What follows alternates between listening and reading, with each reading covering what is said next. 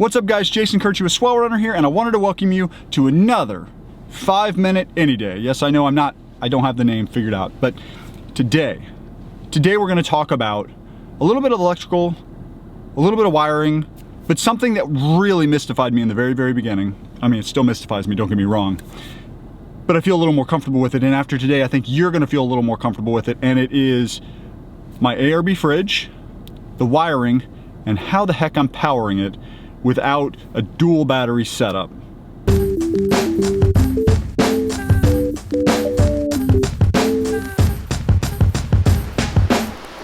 So I wanted to give you a little bit of backstory real quick, just to give you some context.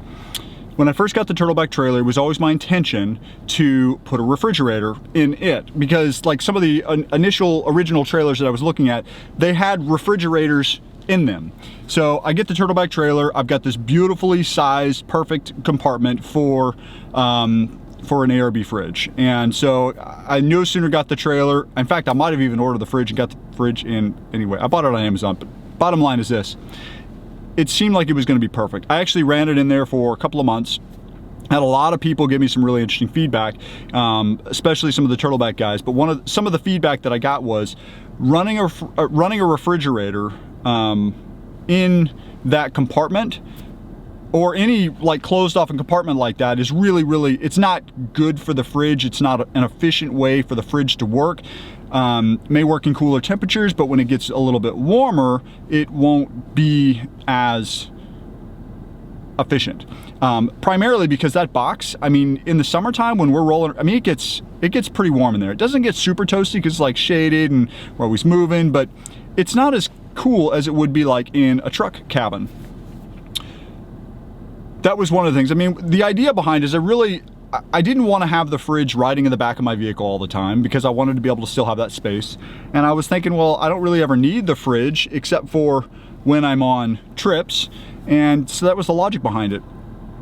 But the more I thought about it, the more I really wanted to make sure that I was kind of running things correctly. And I really liked the idea of having a fridge in the vehicle when I didn't have the trailer with me, for instance. You know, say we set up camp, left the trailer there, and then we left for a day of exploration. It would be, in which this has come in handy, we'd have the fridge in the back so that we could store food, drinks, etc.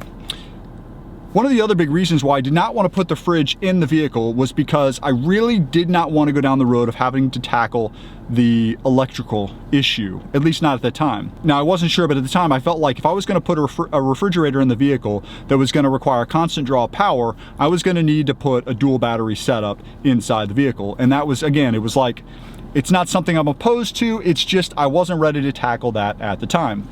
But then I started doing some research and talking around and, you know, running some numbers. Not that I'm super familiar with the math that's involved in figuring out how much voltage and battery size and all that other stuff, but basically the long and short of it is, I discovered after doing the research that running a Group 31 AGM deep cycle marine grade battery, don't quote me on all that, but that'll get you there, that is good enough to power a fridge as long as you have a renewable source of power every now and then.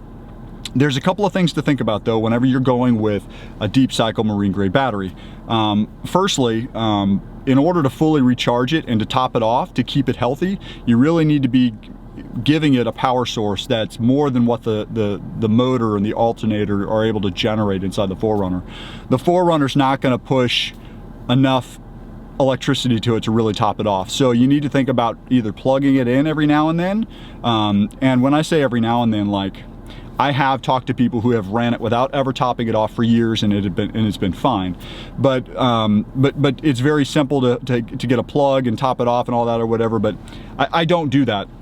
My solution was I put a solar panel up on the roof. I'm actually getting ready to reconfigure that because I've got a 50 watt, going to put a 100 watt, another story. But that also provides a continual source of power as long as I'm sitting in the sun, and it keeps it going. At Expo East, I don't think I had this set up at West, but at Expo East, I was sitting in the sun. The battery stayed, I mean, it stayed topped off. You can look at the charge controller. It always said like 12.5, 12.6. That's good. 100 watts to give it a little bit more juice. That'll be great.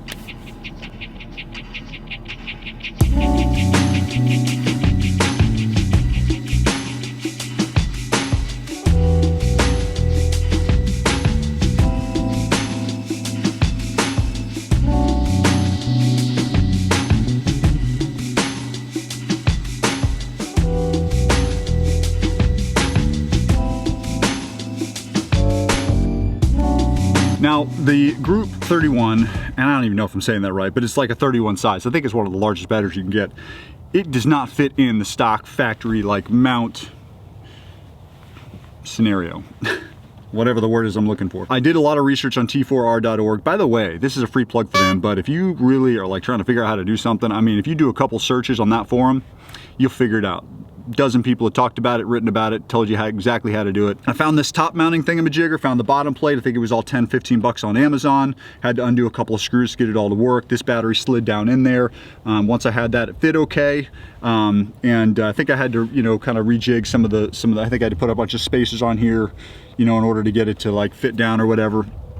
But this battery right here, if I didn't before, I'll tell you why I had the solar panel in a second, but it would run the fridge, I believe, for about 3 days. Like I said, there's a mathematical calculation on that. The trick is you want to make sure that your fridge, this ARB fridge has that, but the trick is you want to make sure your fridge is set to shut off when it like notices the battery is at a certain voltage or whatever. I think that's the medium setting or maybe the low setting or maybe the high setting. You have to look at the manual. The manual breaks it all down for you. But I have killed the battery by letting the fridge run and having it on the wrong setting. So you want to be careful with that. Now my wiring job here is not pretty. But basically I bought it at a battery store. I had to drive over to Fort Walton Beach because they were the only ones that had the battery that I was looking for. And I think I was looking for an Odyssey or one of the other big name brand ones that everybody talks about, but they didn't have it even though they said they did on the website. I ended up getting a Duracell. It's been fine. Would one of the red top fancy pants, you know, maybe it'd be better. I don't know. Just do your research on that one. Basically, what I went over there to install it, I thought I had all the tools I needed, but what I didn't take into consideration at this battery is that this battery needed to be in a reverse position, I believe, from what the other one was or whatever. But anyway, I had to, they had like spare battery cables laying around, so I just kind of wired it up that way, tightened everything down. It's not very pretty, it's not really ideal. I have an idea of like fixing that, but I just haven't had time. And so yeah, I've ran it like this for, geez man, how long have I been running this? So the reason why you need a big battery and you can't run a fridge on a factory, you know, battery or whatever, is because the factory batteries, firstly, it's not designed to have something constantly drawing off it, basically slowly draining the battery. It'll kill the battery. It's not designed for it. Secondly, it doesn't have the capacity to be able to run a fridge for very long with the motor turned off. Probably kill the car overnight. Don't quote me on that. Like I said, I'm not an authority on this. I'm just sharing my experience. Wiring it was, I mean, it's not rocket science. You took the negative and the positive and you hooked them up, and then you basically have to run the wire down through the firewall and then back to where the fridge is going to be. Once I ran the wire through the firewall, I ran the wire underneath that panel right here, back to here, under here, snaked it back through here, ran it up the side there, and back to here. You can see it going into the little thingy right there. From there, I obviously snaked it all the way over there on bolting it to the board there. And as you can see, now we've got our fridge back here and it's powered. I carry it with me everywhere. Love it. Keep water and all kinds of fun crap in here. The ARB drawers, how we're mounting the fridge, the fact that it slides in and out, all that. That's topic for another movie. I hope you enjoyed this one. If you like this video, please hit the like button. If you're not subscribed, give us a subscribe. And anyway, and if you found it useful, share it with your friends. And with that, we'll see you next week. Or later this week. Whatever we see you next.